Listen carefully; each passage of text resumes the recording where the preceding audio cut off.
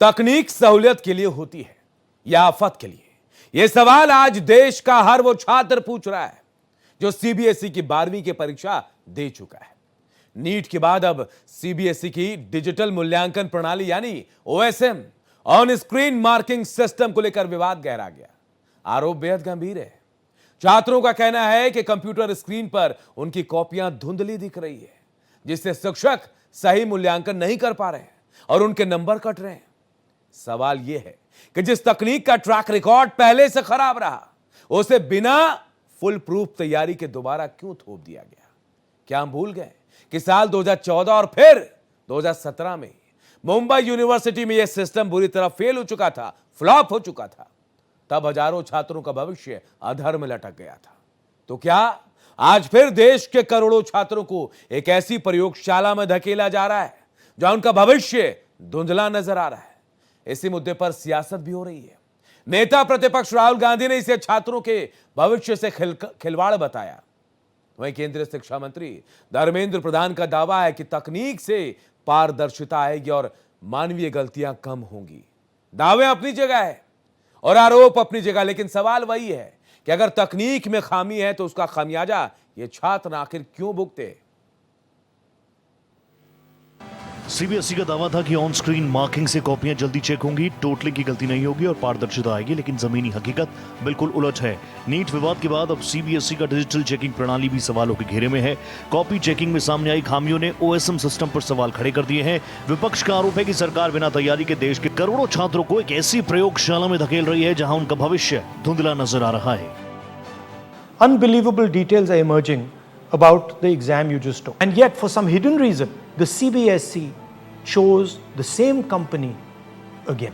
Third, and most important, what is the exact relationship between COEMT management and the Modi government? विपक्ष के इन हमलों पर सरकार ने भी पलटवार करने में देरी नहीं की। शिक्षा मंत्रालय का साफ कहना है कि तकनीक को दोष देना और हर सुधार का विरोध करना विपक्ष की आदत है। सरकार के मुताबिक ऑन स्क्रीन मार्किंग से इंसानी गलतियां कम होती है, ट्रांसपेरेंसी बढ़ती है और नतीजों में देरी नहीं होती। सरकार का दावा है कि छात्रों के हितों की सुरक्षा के लिए कड़े कदम उठाए गए हैं। आज हमने जो सीबीएसई की 12th की जो एग्जामिनेशन लेके कुछ विषय सामने आई है, उसकी एक रिवैल्यूएशन अभी शुरू होगा। 17 लाख विद्यार्थी परीक्षा दिए थे। उनमें से हर एक की जो कॉपी उन्होंने आंसर किया है, इससे 98 लाख कॉपी पे उनकी उत्तर सुरक्षित है। 98 लाख कॉपी यानी एक एक कॉपी में 40 पेजेस है। लगभग 40 करोड़ स्कैन कॉपी, जिसके ऊपर पहली बार सीबीएसई ने इवैल्यूएशन प्रोसेस किया, ओएसएम उसको कहा। दावे अपनी जगह, आरोप अपनी जगह, लेकिन सवाल वही कि अगर तकनीक में खामी है तो उसका खामियाजा छात्र क्यों भुगते? क्या 2014 और 2017 की गलतियों से कोई सबक नहीं लिया गया? क्या डिजिटल सिस्टम वाकई फुल प्रूफ है या इसमें बड़े सुधार की जरूरत है? Bureau report, Bharat express. तो सवाल बहुत बड़ा और गंभीर है। छात्रों के भविष्य से पहले नीट का मामला, और अब देखिए सीबीएसई में, यहां सीबीएसई में on screen marking OSM system, जिस पर सवाल खड़े हो रहे हैं। और सवाल हम नहीं कर रहे हैं, नेता विपक्ष भी कर रहे हैं और वो बच्चे कर रहे हैं जिनका भविष्य खराब हो रहा है। इसी पर आज हम चर्चा करेंगे और चर्चा के लिए हमारे साथ मेहमान भी जुड़े हैं। हमारे साथ टीएन चौधरी शिक्षाविद जुड़े हैं, साथ ही डॉक्टर संध्या सिंह शिक्षाविद हैं, वो भी हमारे साथ हैं। मैं टीएन चौधरी जी आपके पास सबसे पहले आऊंगा। आपसे कई बार पहले भी जुड़ चुका हूं। क्या ये पारदर्शी है? आपको ऐसा लग रहा है? आप खुद शिक्षाविद हैं, कोचिंग इंस्टीट्यूट है आपके भी, लेकिन जो आरोप लगाया गया है 2017 में मुंबई में, देखिए पहले टेस्ट हो चुका है, ये 14 में 17 में 2 बार जब ये गलती हो गई, ये फ्लॉप हो गया, तो आखिर सीबीएसई को बिना फुल प्रूफ इसे कैसे लागू किया गया? कैसे लागू कर दिया सीबीएसई ने? देखिए, मेरे हिसाब से पारदर्शी, जहां तक ट्रांसपेरेंसी की बात है तो ट्रांसपेरेंट तो हम कह सकते हैं, बट ट्रांसपेरेंट होने के बावजूद भी बहुत सारी गलतियां हैं। ट्रांसपेरेंट तो आदमी तब मानेगा ना उसको, जब हमने अगर अपने आंसर शीट मंगाए और हमने देखा कि उसमें क्या गलती है और क्या इवैल्यूएशन सही तरीके से हुआ या नहीं हुआ है। अगर किसी बच्चे ने अपने आंसर शीट को मंगाया ही नहीं, देखा ही नहीं, और उसने अपने जो भी मार्क्स उसको मिले हैं उसको अपनी गलती मान करके रख लिया, तो उसके लिए तो वो ट्रांसपेरेंट बिल्कुल नहीं हुआ। लेकिन जब बच्चों ने दबाव बढ़ाया या अपने स्कैन कॉपी मांग करके देखना स्टार्ट किया, तो पता चल रहा है कि उसी ट्रांसपेरेंसी से पोल खुल रही है कि भैया आपने किस तरीके से ये पेपर चेक कर दिया। इट्स रियली, आज मैं अपने ऑफिस में 6 बच्चों का आंसर शीट जो अपना स्कैन कॉपी है वो लेकर के आए थे, और मैंने उनके फिजिक्स के आंसर शीट्स को खूब गौर से देखा। 3-3 मार्क्स के क्वेश्चन में 1.5 नंबर मिला हुआ है, और every step the child has done correct. अब वो मार्क्स कैसे कटे उसका कोई आंसर नहीं, कोई रीजनिंग नहीं। ये सवाल बच्चों ने भी उठाया था चौधरी साहब। बच्चों ने भी कहा कि भाई जो सवाल का आंसर है वो सही नहीं दे रहा, जो सिस्टम है वो सही नहीं बता रहा है। ऐसे में सवाल उठते हैं। मैं वापस आऊंगा चौधरी साहब, आपके पास वापस आऊंगा। डॉक्टर संध्या सिंह, मैं आपके पास आ रहा हूं। संध्या जी, अगर बच्चों को नहीं दिख रहा है आंसर, धुंधला दिख रहा है, तो फिर जो मूल्यांकन कर रहे हैं, जो कॉपी चेक कर रहे हैं, वो कैसे सही नंबर दे सकते हैं? बिल्कुल सही बात है। एक्चुअली जो टेक्निक का इम्प्लीमेंटेशन हुआ वो बहुत ही हबड़ा तबड़ी में हुआ। उसके लिए एक ट्रेनिंग की ज़रूरत थी, और जिसका ट्रैक रिकॉर्ड पहले से ही फॉल्टी है।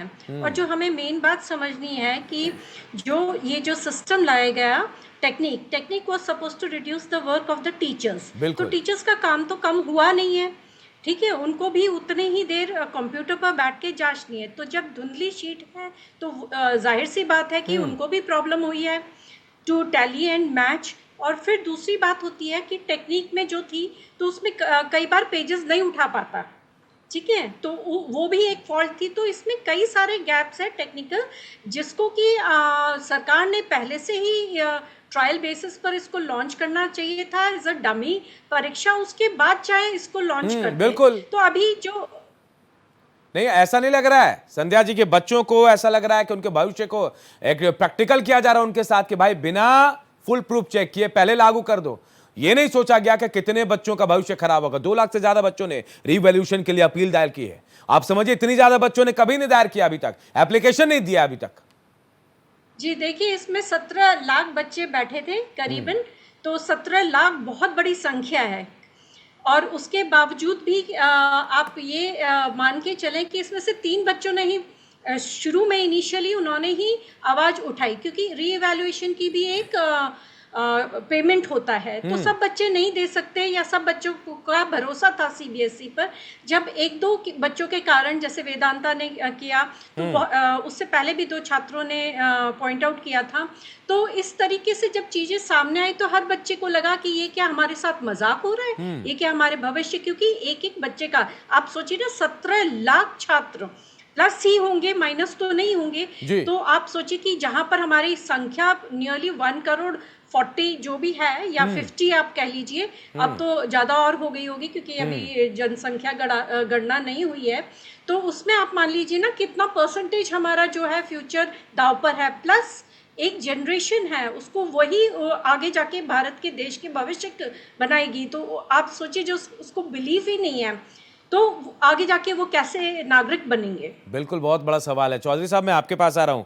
बच्चों का आरोप है कि कॉपियों की अदला बदली हो गई, या फिर कई पन्ने गायब है सिस्टम। बिल्कुल सही बात है। लेकिन अगर ऐसे में पन्ने गायब हो तो इसकी जिम्मेदारी किसकी है? बच्चे ने तो शायद पन्ने में आंसर भी बहुत सही लिखा होगा, लेकिन उसे कैसे पता चलेगा कि पन्ना कहां गायब हो गया? या फिर जो एवेल्युएट कर रहा है, जो उसे मार्क कर रहा है, जो मार्किंग कर रहा है, उसमें नंबर दे रहा है, उन्हें कैसे पता चलेगा कि भाई इसमें पेज था या नहीं था? उनको तो लगेगा शायद आंसर ही नहीं लिखा है।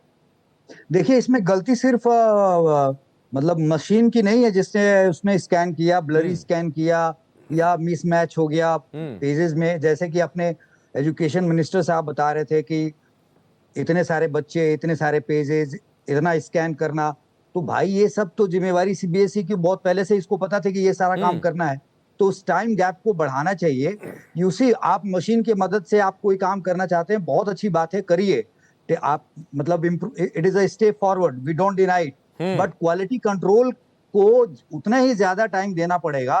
क्वालिटी कंट्रोल इतना बेहतर होना चाहिए कि वो उन चीजों पे कोई दुविधा खड़ा ना हो और स्टूडेंट्स का नुकसान ना हो। आज के तारीख में जो स्टूडेंट्स 12वीं क्लास का जिनके साथ ये हादसा हुआ, मैं इसको हादसा कहूंगा, कि आप सोचिए कोई बच्चा जो 90% मार्क्स या 95% मार्क्स उम्मीद कर रहा था, उसके मार्क्स 75 आ गए या 76 मार्क्स आ गए, और वो अब उसके अपने मार्क्स के बेसिस पे वो कितनी जगह उसकी एलिजिबिलिटी खराब हो गई।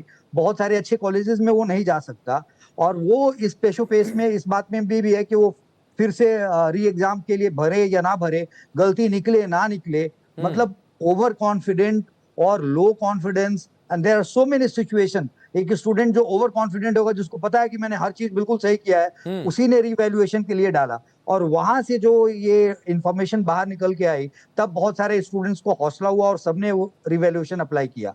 अब बहुत बड़ा मिस क्रिएट हो चुका है, इसको ठीक करना इतना आसान नहीं है। आप ये समझिए कि बच्चों के आंसर्स भी सही हैं और उसके नंबर नहीं लगाए गए और रीटोटलिंग में वो नंबर नहीं दिख रहे। ये गड़बड़ी एक अलग तरीके की गड़बड़ी है, पेज मिसिंग है वो अलग गड़बड़ी है, स्कैन ठीक से नहीं हुआ वो अलग मिस्टेक दिखाई दे रहा है। आंसर्स में स्टेप सही होने के बावजूद भी जहां जहां मार्क मिलने चाहिए वो मार्क्स नहीं मिल रहे हैं। स्टेप मार्किंग भी बहुत अच्छे तरीके से नहीं हुई है। हम लोग इसके अगेंस्ट नहीं है कि आप मशीन्स का इस्तेमाल ना करें, आप मशीन्स का डेफिनेटली इस्तेमाल करिए, it's good, but there should be a proper time given to the teachers.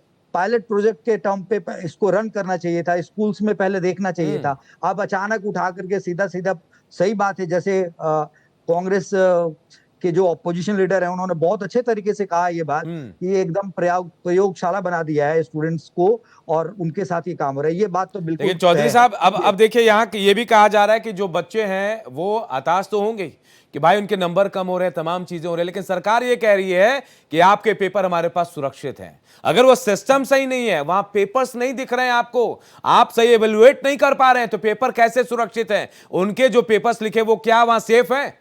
जो सिस्टम को ऐसे लागू किया गया जहां गलतियां सामने आ रही, वहां सेफ कैसे हो सकता है सब चीज? देखो सर, मैंने आपको बहुत, अनूप जी, बहुत छोटी सी बात यह है कि आप इस तरीके से सांत्वना देने से कोई बात नहीं होगी। नुकसान तो आप ऑलरेडी कर चुके हैं। मतलब I mean the students community have lost faith in CBSE. This is what I am saying. It means like students have lost faith in CBSE. What kind of the exam they are doing and conducting and the evaluation they are doing it. आप पहले बताते थे कि 700 रुपया लगेगा, अब आप दबाव में आके उसको 100 रुपया कम कर दिए। अब बोलते हैं कि गलती निकलेगी तो हम पैसा रिफंड कर देंगे। भाई साहब, ये सब क्या कर रहे हैं आप? ये इन चीजों पे बैकअप प्लान होना चाहिए था। इन सब के पास बहुत तरीके से इन चीजों की तैयारी होनी चाहिए थी। कोई मजाक नहीं है ना, 12वीं क्लास का रिजल्ट है ये। बच्चों का करियर इस पे डिपेंड करता है। बिल्कुल करियर है। मैं वापस आऊंगा चौधरी साहब आपके पास।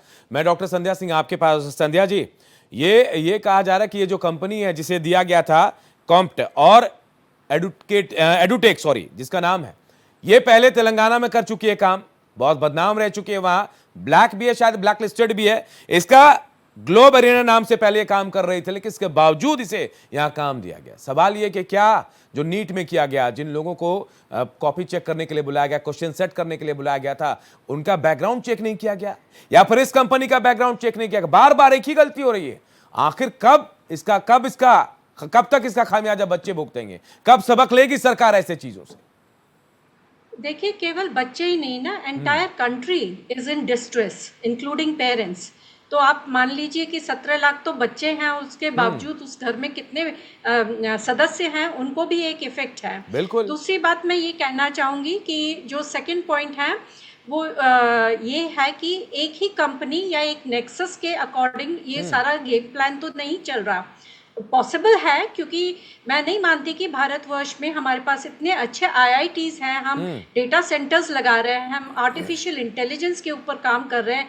लेट है कोई बात नहीं, लेकिन हम काम कर रहे हैं और हमारे पास पूरा सिस्टम है। अगर हम चाहें तो हमारी पॉलिटिकल विल जो है उसको वैल्यू बेस्ड होना पड़ेगा, उसको ट्रांसपेरेंट होना पड़ेगा, उसको जो कोर कैरेक्टरिस्टिक्स है उसके लिए आप एक एग्जाम डिजाइन करिए ना। आप कर सकते हैं। देयर आर साइकोलॉजिकल टेस्ट जो कि हम जो अगर मान लीजिए हम किसी कंपनी को इनकॉर्पोरेट करना चाहें, we can develop psychological test for them and they are such कि वो इतने लूप्स में हम डिजाइन कर सकते हैं कि हम एग्जैक्टली आइडेंटिफिकेशन, उनकी टेक्निकल एक्सपर्टिज्म, उनकी मोरालिटी, उनका ट्रैक रिकॉर्ड, तो ये सारी चीज़ें क्या है ना कि केवल एक रिजिग्नेशन से पूरी कंट्री और मान लीजिए half country is affected and further down 3 years and further up 3 years, ये सारे 6-7 साल जितने भी बच्चे इस ग्रुप में हैं, they are going to have a psychological impact and that's very distressing. ये बड़ा सवाल है कि आखिर इन बच्चों का भविष्य क्या होगा। आप तो देखिए, खुद शिक्षा मंत्री भी सामने आके कह रहे कि नहीं ऐसा कुछ नहीं है, हम ध्यान रखेंगे, लेकिन कब कैसे मानेंगे? बच्चों का भविष्य चल रहा है। मैं चौधरी साहब आपके पास आ रहा हूं। कुछ बच्चे ऐसा भी आरोप लगा रहे हैं कि सीबीएसई के मूल्यांकन पोर्टल को हैक कर दिया गया, वीडियो भी आया इसका, क्या ऐसा हाँ, हो सकता है?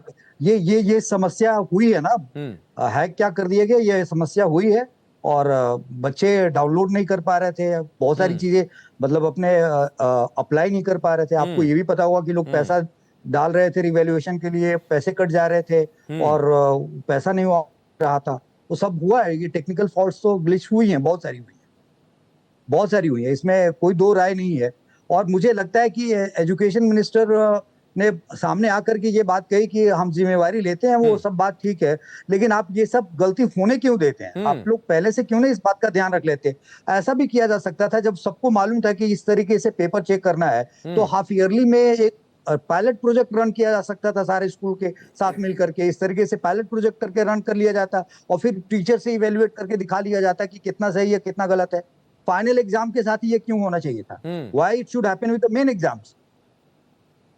ये बड़ा सवाल, इट शुड बी कैरिड। बिल्कुल चौधरी साहब, आपने बड़ा सवाल भी खड़ा किया, लेकिन देखिए मुंबई में पहले यह रन हो चुका था, 2 बार फेल भी हुआ। आप समझिए इस बात को कि जो चीजें फेल है उसको हम कैसे लागू कर सकते हैं बिना दुरुस्त किए? चौधरी साहब नहीं, वो ये बिल्कुल सरासरी गलत है, और मैं तो इस चीज से बहुत खफा हूं। आई मीन, ये स्टूडेंट्स का इतना बड़ा लॉस हुआ है कि मैं क्या बताऊं, मतलब they are actually not able to have a confidence in themselves. Board का मार्क्स, क्लास 12th का मार्क्स बहुत मैटर करता है सर। एक बच्चा जो 95 मार्क्स लेके आता है, उसके 75 मार्क्स आए हैं, वो अपने फैमिली में, अपने पेरेंट्स के नजर में वो डाउटफुल है। अब तो ये बात खुल के सामने आई, तो बच्चों को ये समझ में आ रहा है कि ठीक है, गलती मेरी नहीं है, लेकिन क्या हर किसी को टाइमली जस्टिस मिल पाएगा? अगर किसी बच्चे का इंजीनियरिंग एंट्रेंस उसका क्वालिफाई हो चुका है, और वो अपने कॉलेज में एडमिशंस के लिए इन मार्क्स की चाहिए होगा, उन सबके को आप डिले कर देंगे, डिरेल कर देंगे, तो ये तो ठीक बात नहीं है। मतलब जिम्मेवारी तो लेनी पड़ेगी सीबीएसई को, और मतलब जिस तरीके से एनटीए ने मिस हैंडल किया ना पूरे इस एपिसोड को, सीबीएसई भी ऑलमोस्ट उसी रास्ते पे चल पड़ा है। बिल्कुल ऐसा ही लग रहा है कि आखिर इंसान या फिर बच्चे किस पर भरोसा करेंगे? नीट जिसे बहुत फेयर माना जाता था, वहां गड़बड़ियां हैं। अब सीबीएसई जिसे बहुत अच्छा माना जाता था, यहां गड़बड़ियां हैं। सवाल यही कि आखिर भरोसा किस पर करें, और बच्चों का भविष्य बिगाड़ने को लेकर जिम्मेदार आखिर कौन है? जी, मैं आपके पास आ रहा हूं। एक सवाल यह भी उठ रहा था कि अगर ये कंपनी बैन है, अब तेलंगाना में बैन थी, नाम बदल कर फिर काम शुरू किया, अगर यहां भी आ गई, तो भाई सवाल तो यह भी उठता है कि आखिर किसके कहने पर यह कॉन्ट्रैक्ट इस कंपनी को मिला? क्या कोई बैकग्राउंड चेक नहीं किया जाता है? या फिर पारदर्शिता जिसे हम कह रहे हैं, चौधरी साहब यही कह रहे थे, ये नहीं रह गई है? भाई काम कोई भी आ रहा दे दो उसे। जी, यही बात है कि जान पहचान है, आप दे दीजिए। आपका कोई सगा है या रिश्तेदार है या डायरेक्ट कांटेक्ट है या इनडायरेक्ट कांटेक्ट है, there are so many factors. तो क्योंकि जिसके ऊपर ऑलरेडी प्रश्न चिन्ह लगा हुआ है, और जहाँ पर कि बहुत सारी टेक्निक है, केवल एक यही टेक्निक नहीं थी कि जिसका हम इम्प्लीमेंट करते, बिकॉज अभी जो है एआई, आर्टिफिशियल इंटेलिजेंस जो है, उसको हम ग्रूमिंग करते हैं। तो ग्रूमिंग के लिए हम अगर अभी से स्टार्ट करेंगे, मान लीजिए 6th क्लास में, और एक बच्चे की एक देखिए physical behaviour, mental behaviour, emotional behaviour, then credit system, then school system, means entire educational into a technical pattern. तो क्योंकि इससे हमारा रिडक्शन नहीं हुआ, टीचर्स का रिडक्शन नहीं हुआ, उनके लोड का रिडक्शन नहीं हुआ, और तो इसलिए जो ये कंपनी है एंड ये सिस्टम है, ये भी फुल प्रूफ नहीं है। Technically they were not very savvy, technically they were not very sound. We should send expert and we should have a committee now who will analyze that is there a better means, because there is certainly a better means जहाँ पर हम artificial intelligence with human resources with the data diary of particular student and ये सारी system को develop किया जा सकता है। but कौन develop करेगा, किसको सरकार बुलाएगी, किस तरीके से सरकार आगे लेके जाएगी, क्योंकि अब ये हम कह सकते हैं कि ये सब अब लीपा पोती है। उसके बाद ये 2-3 महीना डिमांड तो हो रही है संध्या जी, डिमांड तो हो रही है कि भाई अब इस पर जांच होनी चाहिए, एसआईटी गठित होनी चाहिए। चौधरी साहब, क्या नहीं लगता है कि अब सरकार को कमेटी गठित कर देनी चाहिए कि भाई इस पर जांच होनी चाहिए? लेकिन अभी तक देखिए सिर्फ लिपापोती हो रही है। ये 2-4 दिन में इस तरीके का न्यूज आएगा, गठित तो करना पड़ेगा, क्योंकि स्टूडेंट्स कम्युनिटी में बहुत ही रोष बनता जा रहा है, फैलता जा रहा है, पेरेंट्स में भी फैलता जा रहा है। और ये आप लोग अच्छा काम कर रहे हैं, at least you are showing this on media channels and everybody is covering, and this is good to happen, because इतने ज्यादा नंबर ऑफ स्टूडेंट्स को एक साथ एक समस्या में आप डाल देते हो, और आप बिना सोचे, मैंने कोई पायलट प्रोजेक्ट रन करते हैं और वो फेल हो जाता है, तो आप उसको ऐसा इस तरीके से बनाओगे ना कि जिससे कि वो फिर फेल ना हो, फिर उसका फिर पायलट रन करना चाहिए, फिर उसके बाद देखना चाहिए कि वो सही काम कर रहा है या नहीं कर रहा है। तो आप मतलब आपने बिल्कुल सही कहा, ग्लोबल एरिना कंपनी था या जो भी ये कंपनी है जिसने आकर के ये सीबीएसई के साथ 2026 के लिए टाई अप किया और ये जो सब कुछ किया, तो ये तो इनके ऊपर तेलंगाना में बहुत बड़ा स्टाम्प लग चुका है फेलियर का। फिर यही तो सवाल है ना चौधरी साहब कि जिसके ऊपर दाग है, जो बैन है, उसे काम कैसे मिल जा रहा है? मैं संध्या जी आपके पास आ रहा हूं, कौन जिम्मेदार है? संध्या जी बल्कि मुझे कम शब्दों में बता दीजिए, सरकार जिम्मेदार है, सीबीएसई जिम्मेदार है, कौन जिम्मेदार है इसके लिए? सर्वप्रथम तो सीबीएसई एवं सरकार दोनों के ही इक्वल रेशियो पर बात करेंगे, क्योंकि बगैर सरकार के सीबीएसई नहीं चल सकती, और सीबीएसई को रिजल्ट दिखाना होता है, तो दोनों ही जिम्मेदार हैं।